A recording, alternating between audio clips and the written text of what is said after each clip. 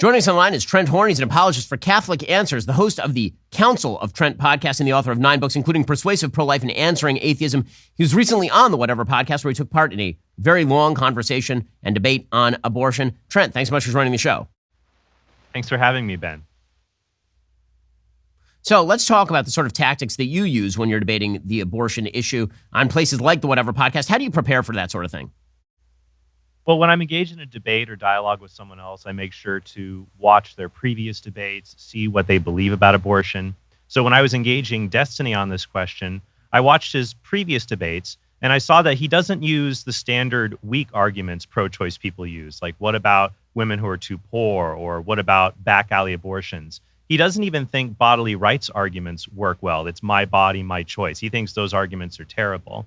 He believes that a person begins to exist 20 weeks after conception when you're conscious. But as I pointed out in the debate, there are many non-human animals that are that are more conscious than human newborns. So why don't we give them a right to life? So Destiny's position ultimately collapses because it can't explain the unique value that only human beings have. And whenever I try to have abortion discussions, I always get back to that one question: what are the unborn? And if they're human beings, why don't we treat them humanely? Yeah, I mean, the consciousness argument I've always found to be somewhat bizarre because, again, consciousness is actually a continuum. I mean, you see this among fully grown human beings. I mean, there are certain human beings who are capable of higher levels of thought than other human beings. And you get into eugenic territory pretty quickly if you decide to draw an arbitrary line at certain mental function. I mean, obviously, there are people who have genetic preconditions that makes their IQ significantly lower than the average. Why should we draw the level of humanity? I mean, if we use sort of ancient philosophy and suggest that reason is the thing that separates man from the beast, then what about people who are not capable of reason? What about people who are mentally ill? What about people who have, as I say, genetic conditions? And why not eliminate all those people and deny them a right to life? I mean, at least I will say that Peter Singer at least takes it to its logical conclusion. He says that, you know, even the level of consciousness of a 2-year-old is less than that of animals. So basically, until the kid's 3 and smarter than a cow, then at that point you can't kill them. But until they're 2, you probably could. That's right. And in fact, in the discussion with Destiny, he even admitted that when I showed weaknesses in his argument, he said, well, at worst, that's just going to push my position towards infanticide. I'm not going to accept the humanity of early embryos. But I think for many normal human beings, they have a very strong moral intuition that it's wrong to kill newborn babies. So if your view on abortion leads to the morality of killing newborn babies, then most people will see, yeah, your view on abortion is just simply wrong. Now, I think someone like Destiny might say to your reply, which I think is a good one. Go ahead.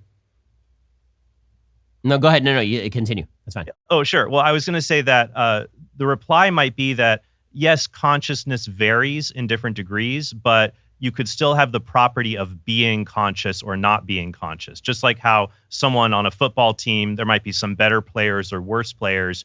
You're either on the team or not on the team. Which is why I brought up to Destiny, well, what if we had a healthy pre-conscious fetus and we caused them to be permanently unconscious? Could we use them, for example, to do organ harvesting and just grow a brain-injured human being, or do even worse things, I don't even want to say here on the show, that he admitted you could do, which just ultimately shows the inhumanity of his position. Yeah, I mean, aside from that, if somebody is in a coma and that coma is temporary, the person is unconscious. I mean, every time you go in for surgery, they put you into a state of unconsciousness in order for them to do the surgery. In that state, when you are unconscious, presumably the answer is that you could be killed. And if the idea is that, well, that's time bound, well, so is human brain development, right? The whole idea there is that if you are unconscious and somebody drugs you so that you're in a coma, and that or so that you're unconscious while they do the surgery, and then you come out of the surgery, and the argument is you can't kill the person while they're unconscious because they will eventually become conscious again. Well, that is literally all pregnancy ever, is a right. Thing that is not conscious, gaining consciousness as time goes on. So it's an argument that doesn't sustain even sort of the most basic scrutiny. But honestly, most arguments on abortion really come down to the idea that they just kind of want abortion to be legal. And because they want that, there's no way to draw any sort of consistent line at all that, for example, prohibits the killing of infants or prohibits the killing of the mentally, quote, unfit, as they would have called them in the early 20th century. Right. As I said to Destiny, we were talking about, I think the host Brian asked, what do you think is the worst pro-choice argument? And I said the worst one, which is probably the most common, is that Abortion ought to be legal because abortion helps born people. I mean, that's essentially it, right? What about someone who's too poor to take care of a child, someone who's too young? Abortion needs, it helps born people, so it ought to be legal. And of course, the weakness in this argument is that it just ignores whatever the unborn are. We need to answer that question. If the unborn are not human beings, then I agree, abortion is not a big deal. But if the unborn are human beings, abortion simply can't be justified. Let's talk about how you protect your asset base. So here's the reality. As the United States continues to downgrade the value of its own economy, as you have places like Fitch downgrading America's debt, America's currency could be in danger in the future. It's just that simple. We've already inflated our currency.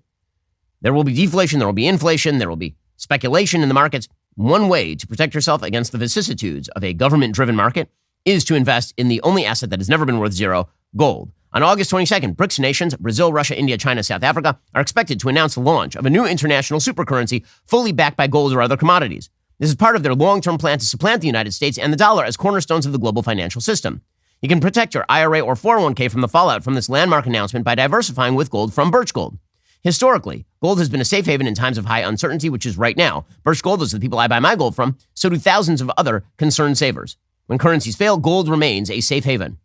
How much more time does the dollar have left? Well, protect your savings with gold. Birch Gold has that A+ rating with Better Business Bureau. Thousands of happy customers. Text BEN to 989898. Get your free info kit on gold. If a central bank digital currency becomes a reality, it'll be nice to have some gold to depend on. Again, text BEN to 989898 today. Let us talk about your sleep quality. So let me give you an example of sleep that is a problem. So last night at 11 p.m., and my baby son, a couple months old, he's got a cough, he's got a cold that, as you know, if you have small babies, that's actually can be kind of dangerous because babies are obligate nose breathers. So that means that you have to be up like all the time, taking the snot out of his nose, and like a lot of up and down last night for me. So I'm a little tired this morning. I would be a lot tired if it were not for my Helix Sleep mattress, because the good news was that as soon as my son fell asleep and he was breathing fine, I would lie down on the mattress and out like a light.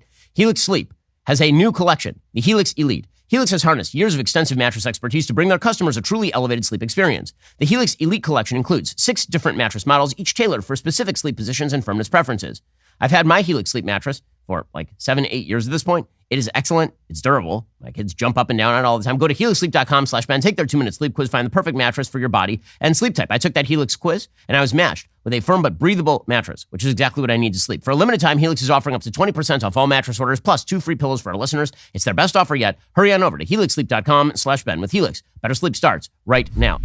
So let's talk for a second about some of the follow-up arguments. So you have the arguments about levels of consciousness that you've mentioned.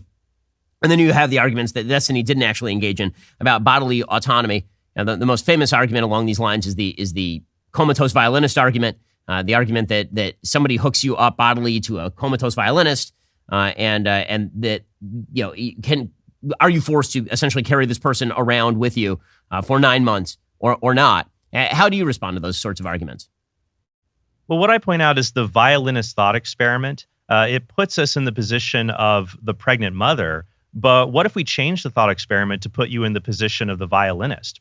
What if somebody hung out with a group of the Society of Musical Pranksters, and they know that sometimes they'll go out, have a night of fun and antics, and they'll wake up hooked up to an unconscious person?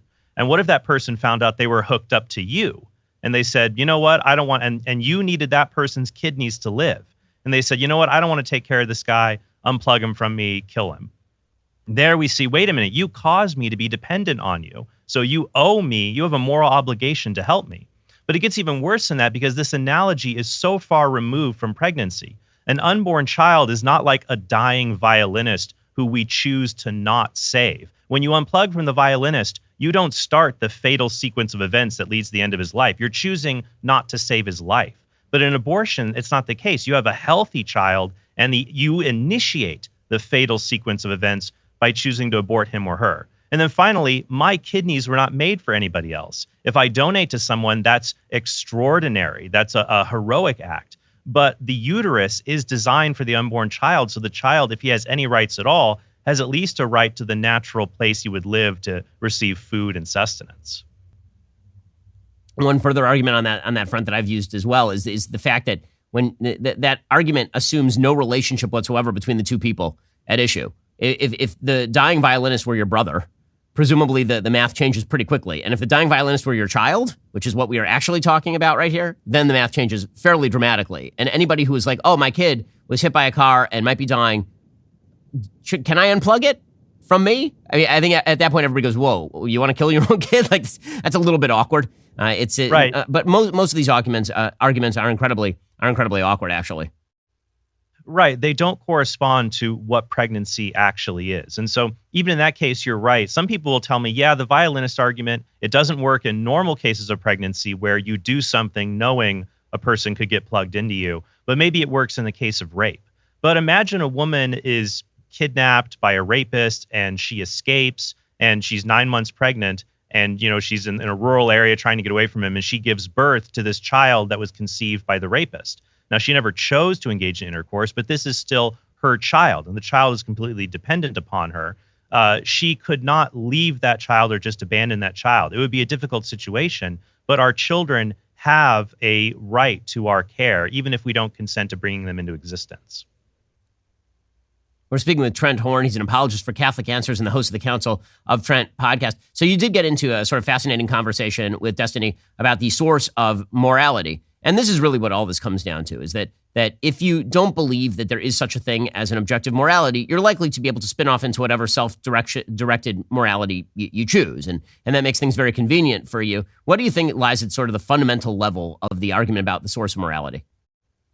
Yeah, well, I think that for many people who don't want to make morality objective, they might want to make it social. Destiny had a non-cognitivist position that morality is just an expression of disapproval. So if you say murder is wrong, that is literally the same thing as saying, boo, murder, I don't like murder.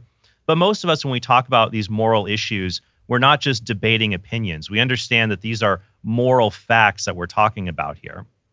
And so it doesn't work when we're trying to establish what should moral standards be for society. So if you try to root morality in social opinions, you get a lot of problems. For example, I would tell Destiny and other pro-choice people, if society eventually changed and said that abortion is immoral, would you agree with society? I think many of them would say, no, society's gone wrong. We have to get it back for women's rights.